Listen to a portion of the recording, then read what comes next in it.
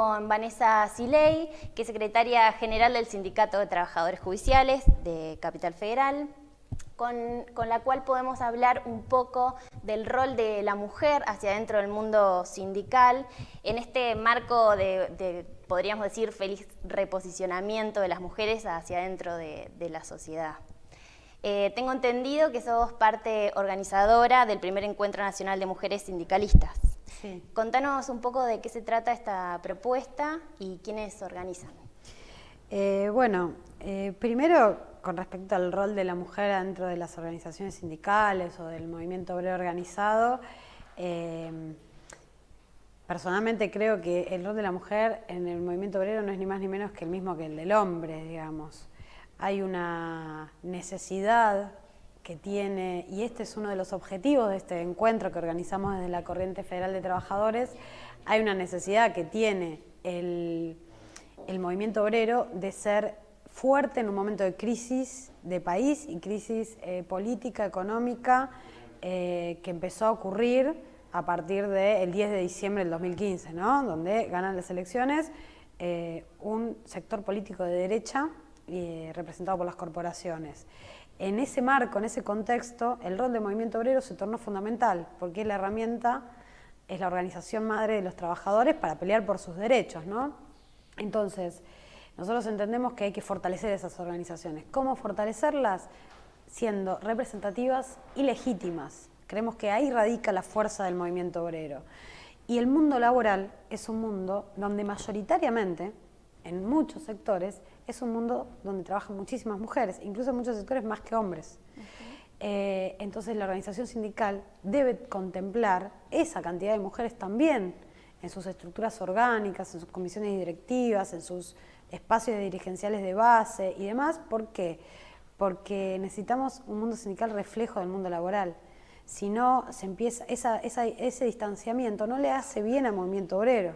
Nosotros creemos que hay que fortalecer el movimiento obrero con mujeres y con políticas hacia las mujeres trabajadoras, incluso hacia las mujeres precarizadas, hacia las mujeres tercerizadas, hacia la trabajadora en general, que es la principal variable de ajuste para un modelo que vuelve a instaurar una concepción neoliberal de la política, de la economía, de la cultura, digamos, en general. ¿Qué temáticas se van a tratar en la jornada y a través de qué modalidades las están planificando?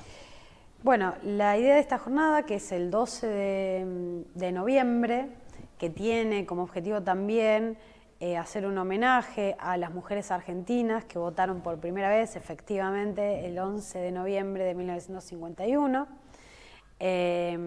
gracias a la ley que promovió, impulsó y militó Evita y un montón de mujeres, que fue sancionada en el 47, pero que se hizo efectiva la práctica en el año 51, tenemos pensado hacer este encuentro como un homenaje también a esa irrupción en la política de las mujeres, porque gracias a esta ley fue la primera vez que tuvimos diputadas, senadoras y cargos legislativos en las distintas provincias por parte de mujeres. Fueron alrededor de 109 mujeres que ocuparon estos lugares por primera vez en la historia, ¿no? Entonces nos vamos a juntar desde la mañana en el camping de Satsai, en Moreno. El camping queda en la Piedad y Tablada, tiro ahí las coordenadas. Y a partir de las 10 de la mañana vamos a hacer una apertura y una discusión en comisiones. La idea es tratar grandes temáticas que tienen que ver con el sindicalismo, con las políticas públicas en torno de la mujer, que tienen que ver con los distintos mecanismos de violencias que existen en la sociedad hacia la mujer. Vamos a discutir los derechos laborales, tanto los adquiridos o las reformas posibles que entendemos que serían propicias generar como políticas públicas, principalmente en todo lo que tiene que ver con la materia de cuidado, ¿no? Que eso nos desiguala con el varón al momento de poder acceder a un puesto de trabajo. Entonces entendemos que ahí el Estado debe suplir esa desigualdad por el rol de la mujer social, del cuidado, del cual no renegamos, pero entendemos que nos quita igualdad de oportunidades, principalmente para desarrollarse profesionalmente, como cuadro político, como cuadro sindical, laboralmente. Y vamos también a discutir la temática de la precarización laboral, como una nueva forma de estructuración del mundo del trabajo, del mundo empresarial, en la Argentina y en el mundo, ¿no? Hoy, por ejemplo, el modelo industrial ya no es el que era antes, el modelo de producción no es el que era antes, la tercerización de las empresas ya no es algo secundario, sino que es la matriz por la cual las empresas reducen el famoso costo laboral. Y en esa precarización, el nivel de las mujeres precarizadas es mayor que el de hombres. Así como el nivel de desocupación, que ahora la estadística de INDEC van a decir que es el 9,3% de la desocupación en general, de ese 9,3%, si separamos entre varones y mujeres, un 11,3% son mujeres. O sea, aumenta la estadística si solamente la medimos con mujeres. Lo mismo pasa en otras variables, en la subocupación también pasa. Bueno, entendemos que hay que tener unas políticas dentro de los sindicatos destinadas a paliar estas desigualdades, ¿no? Sí, respecto del reposicionamiento que mencionaba antes, yo te quería preguntar, también teniendo en cuenta tu experiencia, tu larga experiencia, sobre esta incorporación en la agenda de los sindicatos de la cuestión de género y que tiene que ver con el primer paro nacional de mujeres que ocurrió hace 2 semanas atrás y que es la primera vez que pasa y no es poca cosa. Sí, y lo que tuvo de novedoso ese paro de mujeres es algo a lo cual yo discutiendo con mis compañeros de secretarios generales de la Corriente, les comentaba que es algo que tenemos que prestar mucha atención. Fue también un primer paro convocado desde organizaciones sociales, desde la sociedad civil, y al cual después adherimos los sindicatos o las centrales obreras. Claro, fue a la inversa. Fue a la inversa, y es un dato que hay que prestarle mucha atención porque la sociedad va variando y va cambiando, y nosotros no podemos seguir teniendo estructuras ni de pensamiento ni de instituciones que no se adapten a los tiempos, ¿no? Y a la época. Me parece que eso demostró ese paro de mujeres. Otro precisamente de los objetivos de nuestro encuentro de mujeres es visibilizar a la cantidad de mujeres que militamos sindicalmente y que muchas ocupamos lugares de conducción en nuestras organizaciones sindicales, porque nos parece que hay pocas mujeres, pero incluso las que hay no aparecen y no se las muestra. Así como también los buenos dirigentes sindicales hombres tampoco aparecen. Muchas veces los medios de comunicación, las corporaciones mediáticas principalmente, muestran al dirigente sindical que ellos mismos después pueden criticar, en tanto no son fieles defensores de los trabajadores, en tanto son dirigentes sindicales de repente que se enriquecieron, que se distanciaron de sus bases, que tienen más empresas que los propios empresarios, digamos. Ese paradigma de dirigente sindical que muestra la derecha comunicacional en nuestro país, no es ni un buen dirigente hombre, ni tampoco la dirigente sindical mujer. Nosotros creemos que hay que mostrar a las compañeras que ya existen en el mundo sindical para precisamente invitar a que vengan más mujeres, ¿no? Entonces, la convocatoria está destinada a las mujeres del mundo sindical. Exactamente, sí. A todas las que quieran sumarse. Sí. Bueno, respecto de las dirigencias sindicales, ¿qué opinión te merecen los últimos manejos y decisiones de la CGT? Y aparte de esto, ¿qué opinas sobre el lugar de la corriente federal hacia adentro de la CGT?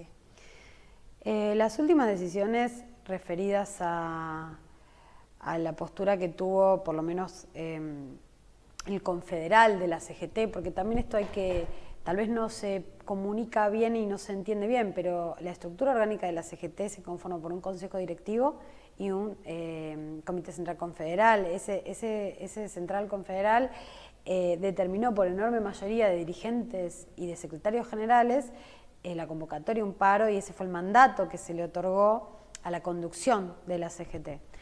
Más luego eso no se llevó adelante y no se cumplió. Nosotros ahí planteamos que hubo un incumplimiento del mandato otorgado por el resto de los secretarios generales y por ende el resto de las organizaciones sindicales que conforman la CGT en su forma mayoritaria. El triunvirato lo que las últimas decisiones que tomó en torno a no ir a una medida de fuerza y aceptar un diálogo social, entre comillas, ¿no? Donde incluso después de ese diálogo social se sale de la reunión diciendo una parte una cosa y la otra parte otra. Entonces ahí parecería que no se entendieron ni las partes y que el diálogo realmente fue meramente una foto que le convino ¿a quién? Al gobierno y no a los trabajadores.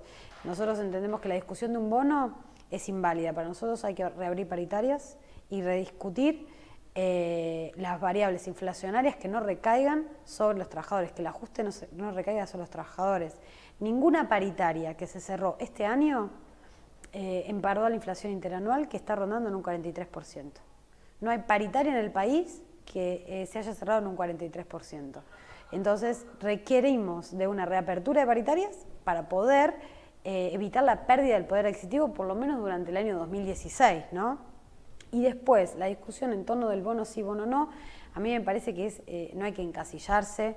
Hay muchos sectores que, por ejemplo, el judicial, nosotros los judiciales de la ciudad, discutimos en paritaria todos los años un bono de fin de año, incluso lo tuvimos el año pasado, que lo acordamos en diciembre, pero lo cobramos en febrero y fue de 6.000 pesos. O sea, incluso para nosotros el bono de 2.000 pesos no significa absolutamente nada. Para nuestro sector, ¿no? No digo que para otros sectores no sea importante, lo que digo es para nuestro sector, nuestro piso de bono es el de 6.000 pesos que sacamos el año pasado. O sea, y esto pasa en un montón de actividades.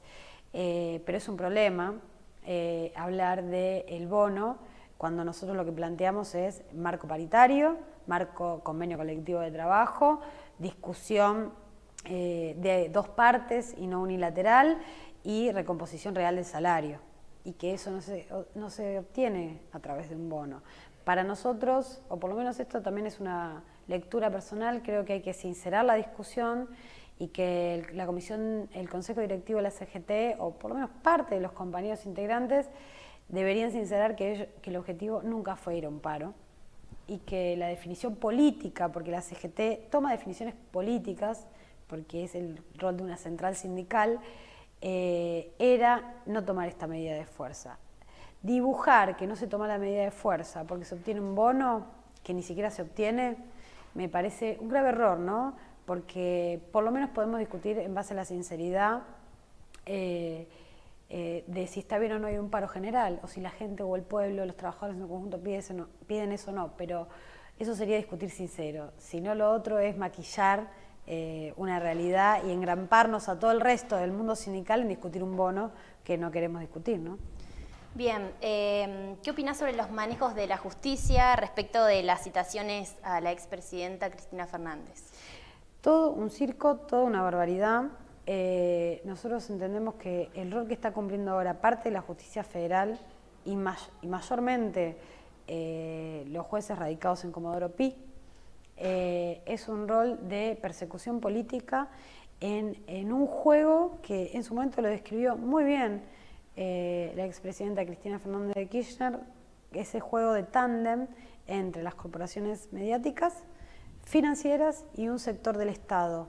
En este caso, en la Argentina, es el Poder Judicial para derribar gobiernos populares. Y se está dando en toda América Latina. Es una estrategia, como siempre, continental. Cuando se ataca en la larga lucha que viene desde la independencia, en la larga lucha del pueblo y antipueblo, cuando se ataca al pueblo, se lo hace con un mecanismo idéntico en toda la región. Y esto está pasando acá, y es el ataque a Cristina, es un ataque a toda la militancia, es un ataque a una forma de hacer política, y es un ataque que va directamente intencionado a evitar la unidad del campo popular. ¿En qué situación están los compañeros detenidos en Comodoro Pi? En aquel entonces creo que fue la primera citación del año. Nosotros, cuando fue el 13 de abril, que fue Cristina llamada por Bonadío indagatoria, nos hicimos presentes en Comodoro Pi como organización sindical y como organización política. Nosotros tenemos una agrupación que se llama Quique de Pedro, que reivindica a un compañero detenido desaparecido, que era judicial. Y los compañeros colgaron una bandera en Comodoro Pi y parecería que esta expresión política y de libertad y de manifestación en un país democrático acerca de las ideas y los ideales, molestó muchísimo a los personajes que anidan en ese sector del Poder Judicial, que entienden que los trabajadores no podemos hacer política, no podemos organizarnos sindicalmente. Y nuestros 2 delegados que colgaron la bandera, ese día fueron detenidos y luego funcionarios judiciales, porque quiero rescatar una cosa. El personal de la policía que estaba en ese momento en Comodoro Pi se comportó de la mejor forma posible e incluso le daba vergüenza tener que llevarse detenido por pedido de estos funcionarios judiciales reaccionarios, digamos, que incluso amenazaron a nuestros compañeros, decían que los tiren del balcón, bueno, un montón de cosas que realmente son de otra época. Y actualmente le elaboraron una causa y la justicia federal, que pensemos Sí. esto en todo caso resistencia a la autoridad es un tipo de delito correccional, debería ir a una justicia provincial, estaremos en una provincia, o a una justicia nacional, pues estamos en la capital. Y lo tomó la justicia federal por el solo hecho de que pasó en Comodoro Pi, una justicia que se tiene que encargar de perseguir al narcotráfico, Claro. al terrorismo, a problemas de limítrofes con otros estados, digamos, Una locura. Nada que ver. La Cámara dictaminó finalmente el procesamiento de estos 2 compañeros y bueno, nosotros vamos a seguir peleándola en la vía judicial. Para nosotros la batalla nunca es judicial, siempre es política, porque en el terreno de ellos, porque el Poder Judicial requiere una profunda reforma para que sea efectivamente democrático, Sí. sabemos que no se ganan las batallas ahí. Ahí no se ganan, las batallas se ganan en las urnas y en la militancia cotidiana, ¿no? Te agradecemos mucho por No, habernos de nada. visitado.